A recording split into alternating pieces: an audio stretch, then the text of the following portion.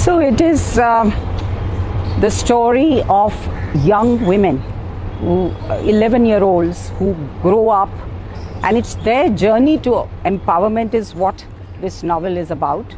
But of course, other characters, other young characters, men and women, their journeys also, the confluence of their journeys is also about women's empowerment, because it shows that it is important for young men to be champions of gender equality, for the women to find themselves and to find their true path and their destiny. And also this whole concept of swallowing the sun. A little ant flying into the sky and swallowing the sun, as Saint Muktabai said, is a miracle that is possible. So this novel also tells about how, whether you are a boy or a girl, if you keep faith, if you dare, and if you persist, you can achieve the impossible. You can make miracles. And miracles is also about empowerment. And whether it is at the personal level, whether it is at the national level. And that was the time of the freedom struggle. It is fiction, and it is inspired by my parents' story and that extraordinary generation, that young people who were so, five-dimensional. They were physically seeking perfection. They were intellectually alive and crackling. They were emotionally evolved and involved with the world around them. They were also spiritually evolved and aesthetically also.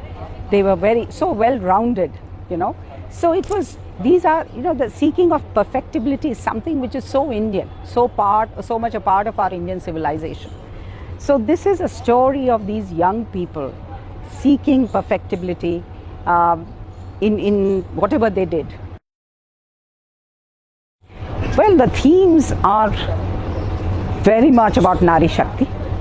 And in my last 7 years of being in the UN, I led the first global organization to promote gender equality and women's empowerment. So my book, it happened. It's the serendipity of the two. My mother was a feminist, my father was a feminist, and they were great advocates of us. We were 3 daughters, of each one of us being someone in our own right. So I was always fired by this desire to contribute to gender equality and women's empowerment. And what better way than through storytelling? The festival is creating a stage where you bring together writers and the finest minds to talk about books, both fiction, non-fiction, poetry, from different genres. So it's so wonderful, and I'm really wishing this festival all success, may it grow from strength to strength.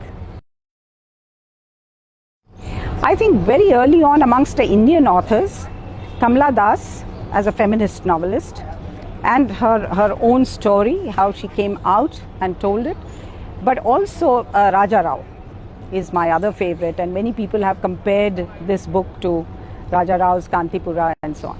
And then amongst the British authors, there are many, Jane Austen, I mentioned so many, Jane Austen, Bronte sisters, then I would also say Charles Dickens, and E.M. Foster.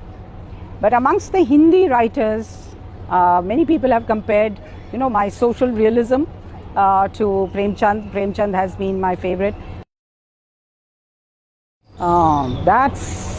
That's a difficult question, because I'm always conflicted about, there's so much choice and the must-read heap is growing.